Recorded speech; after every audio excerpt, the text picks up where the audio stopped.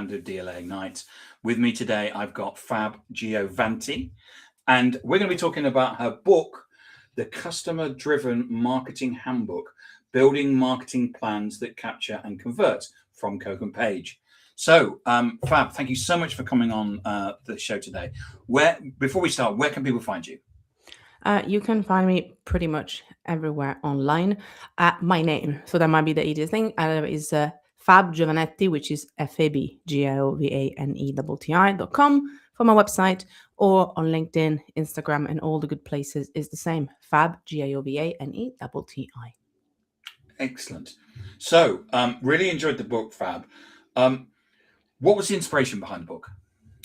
So I run a school, so I want to mention that for context, called Alt Marketing School, like alternative. And so my students were the inspiration for this book.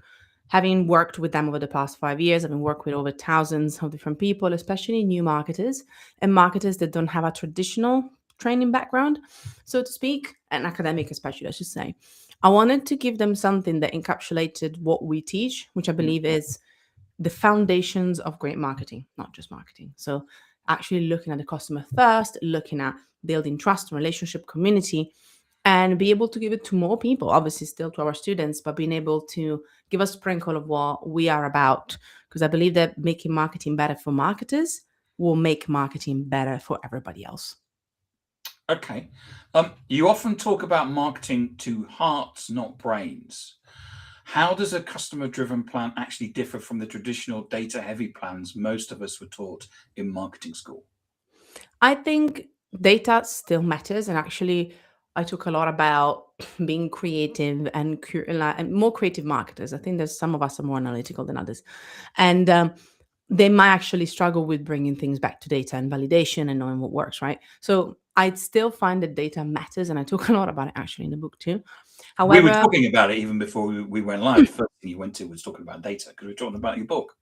exactly, right? So understanding numbers matters and matters so much. But I always look at numbers through the lenses of what it tells me about my customers and how can I consistently, I should say, I'm thinking about the best word here, consistently go back to them to get information, to get validation, or even to dispute some of the things that I think. So whether there are just new audiences or there are customers or there are lapsed customers or clients, it doesn't matter. Building feedback and a two-way conversation matters, but it's really hard, right? So you need to be conscious about it and you need to build it across the different stages of the journey more than I think we are traditionally thought to do.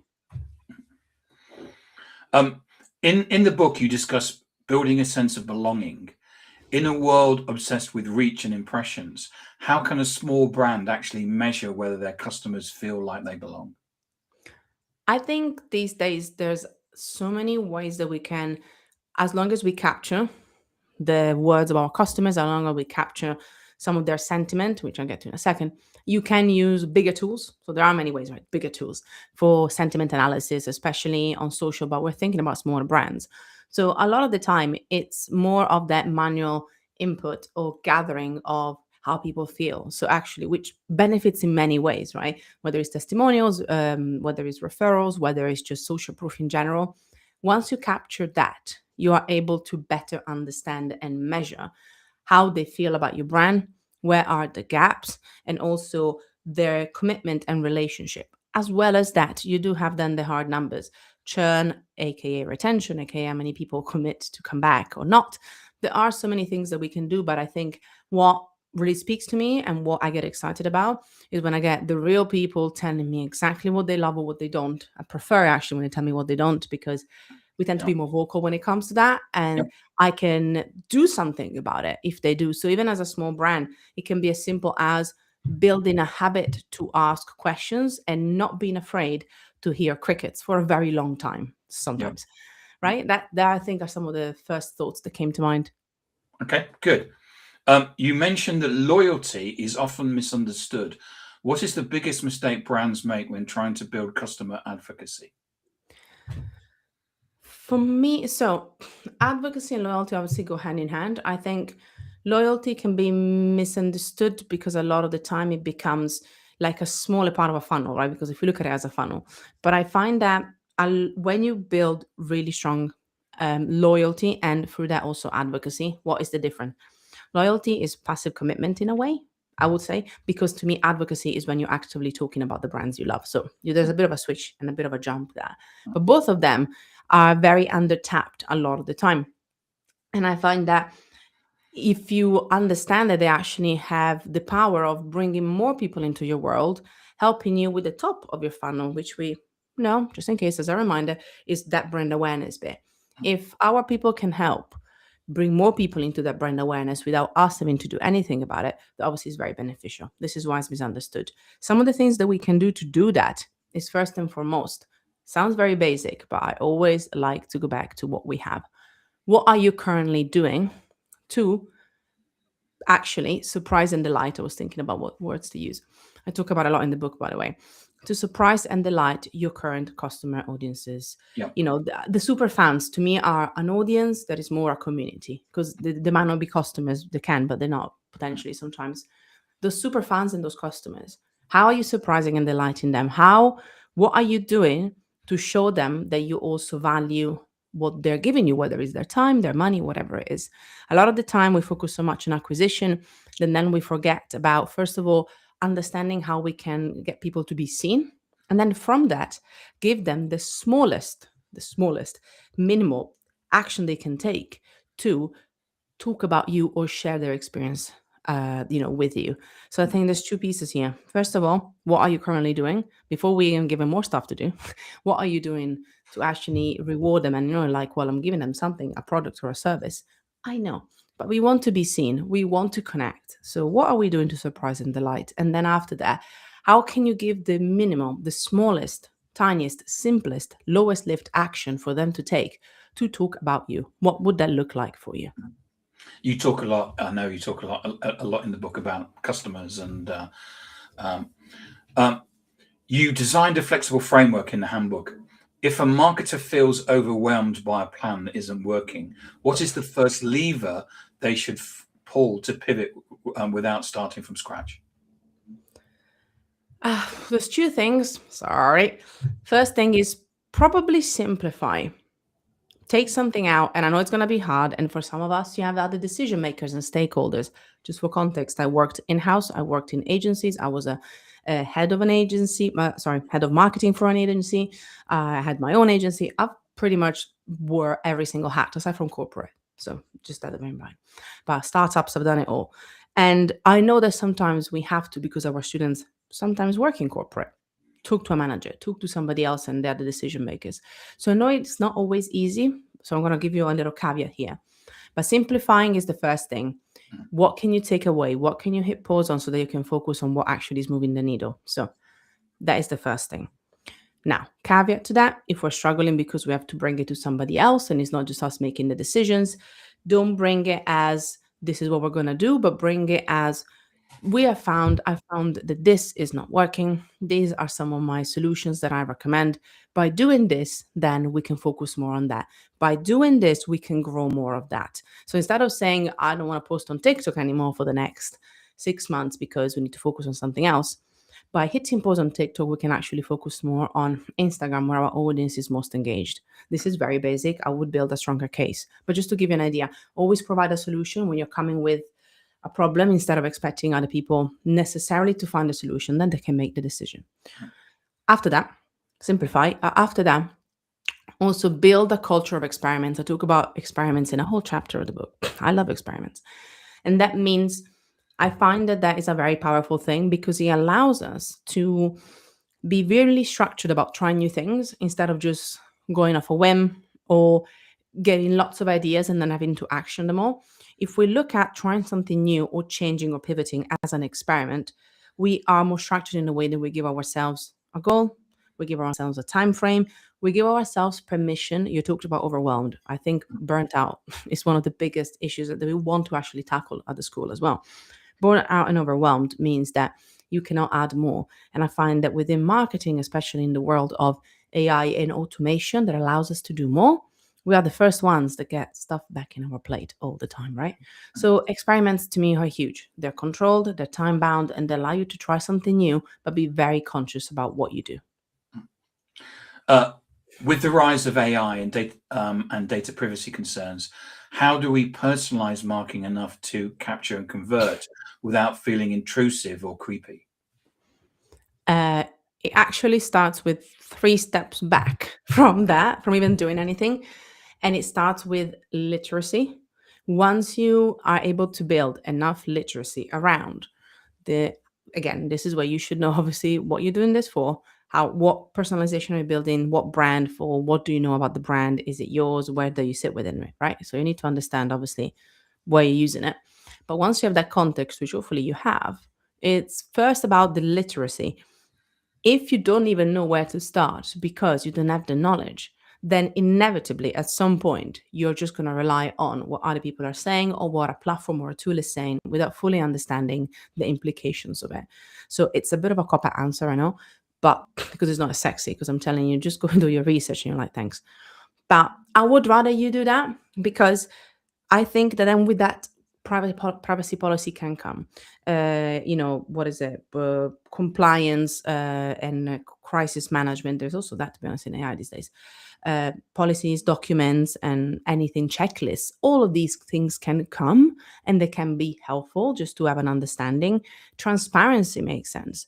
But when I say the word transparency, what does it mean to you? What it means to you, it might not be what it means to me, and how we process the data and how we use the context that we have from our students, right?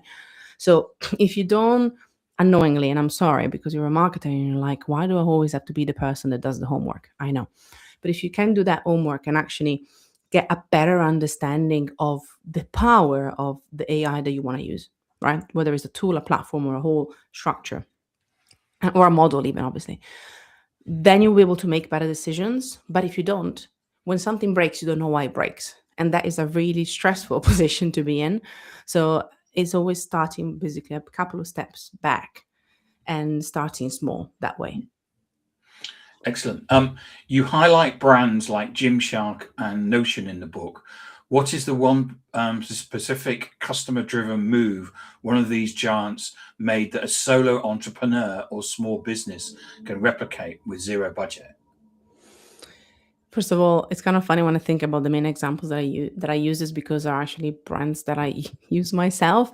We try to always cast a wider net about kind of great examples, and our students bring us some that maybe I wouldn't have found myself. But I found there's always, I use Notion every day, so I might come up with Notion actually because to me that's the what they do is actually to me very founder solopreneur driven. Mhm. Is that building in public element that they do a lot of the time, is that requesting for feedback, the feedback loops they build, they're really strong. And to me is actually something that I've seen them very well almost before them or the time they started by individuals. So it's kind of like an individual strategy, if you want to call it, that then I saw they replicated very well as an actual software platform, which I think is great. And it's really about um again, appreciating the crickets sometimes, but still be open to ask the questions. What would you like to see next? How can we make this better? And a lot of the time, if you're struggling with people responding, I have this little trick, which is in our Slack with our students. I literally just ask people to use an emoji, like to make like a decision, like multiple choices. And that can work really well with polls on LinkedIn. It can work even with emojis somewhere else. I told you before the lowest lift. I still live by that. But just if you find that you don't have maybe the relationship just yet with your audience to get lots of people responding quite openly, find a way for them to tell you what they're looking for. And then the trick here, which I talk about in the book more in depth, is not only to implement it, that's a feedback loop, but then also to announce it. And they do it even better by bringing back the initial conversation, especially if somebody commented on something, and break it down what they did and the change. A lot of the time we do something new and then we never shout about it. They do this really well. And again, it's very much based on examples of great entrepreneurs that I've seen doing that. And it's kind of funny how they kind of match almost in a way. We're in 2026 and AI is everywhere. How does your relationship first framework protect a brand from becoming just another generic AI generated voice in a crowded market? It's the relationship first element, literally. Because when you are building relationships first, a human has to come in to build that relationship, whether we like it or not.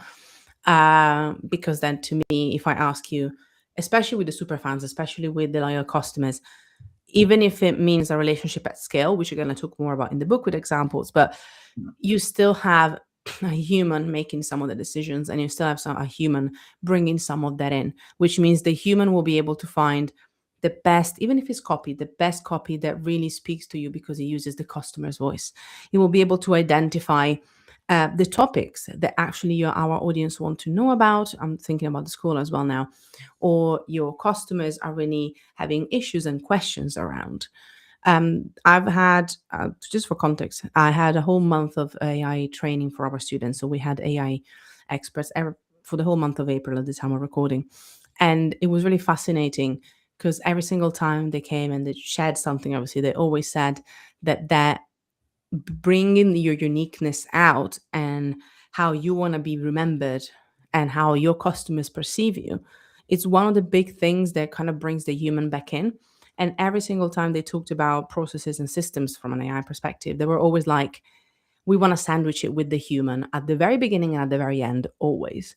And I think that really reminds you that if you're not conscious about where does the human touch come back in my processes and systems and the way that I use other things to help me out, then you are going to sound like everybody else because, or I should say everybody else that just uses AI without bringing themselves back in. Yeah. It's almost the fact that the final thing I want to say, just because I'm very not conscious, I'm very I thought about the word now. I'm very feel very strongly, let's say this, about time and what it is. We now have more time because these tools allow us to have more time to do things. But because of how time works as a construct, we fill time then with other things. So instead of reclaiming it for space, for thinking, for making better decisions, for asking questions, for taking a goddamn break, we fill with more because we can do more. So we add more instead of taking out, right? So I think it's that reminder that we need to be conscious about that and actually reclaiming that time to get the help that we need where we can save some time and effort so that we can bring the human back in. That to me is magical. You've spoken about the importance of private communities and dark social. How does a marketing plan account for the conversations happening where brands can't see them? That's a really, really interesting question. And it really does depend. And what makes me smile is that we actually talked to a couple of our coaches and some of the experts that we've had in the last couple of months as well about this, because the dark social has become something that it's more prominent now in 2026, and I'm sure it's going to only continue. And I think one of the things that a lot of community owners and community builders say is that there is so many ways, talking about the sentiment that I mentioned at the beginning and how people feel about you and the results that they're getting. There's so many other ways that we can quantify impact, but we have to be open to use still some traditional metrics where needed, but also remember that if marketing is really relationship building so that we can direct people to the right solution, which hopefully is us, some of this is not going to be driven by impressions, but it's going to be driven by the people. And some of the best brands that I've seen out there, they've combined KPIs and metrics, so measurements that are more traditional with their own way of measuring success. So when it comes to something like dark social, you might have to identify ways that fit within what success means to you. That might be measurements that are, I'm going to say made up, which sounds a bit like airy fairy, but they might be made up because they represent what you want to see. More conversations, better conversations, more collaborations, people showing up to, for example, networking events. If they doubled and they tripled, that means that they're actually engaging with each other. And then from that, you can use the traditional metrics to see how it impacts everything else around your brand. But sometimes you got to get creative. And again, we're marketing rebels, so I always go a bit left field where I can. And I think this is a great chance to do that and just be bold. Fab, thank you so much for coming on today and talking about your new book, Pleasure. The Customer-Driven Marketing Handbook, Building Marketing Plans that Capture and Convert. So if I wanted to buy a copy of this, where could I get one from? You can go to the Cook and Pages website and you can definitely grab it from there. That's the best place. And you can write down in any other good virtual and offline bookshelf the longest name in the world for a book, and you will find it. And where can we find more information about you? So fabgiovanetti.com or like alternativemarketingschool.com is our school. So go and find us there if you want to, we keep up with marketing so you don't have to. So if you want a bit of help with that, we're there for you. Excellent. Fab, thank you so much for coming on today and talking about your book and sharing your wisdom.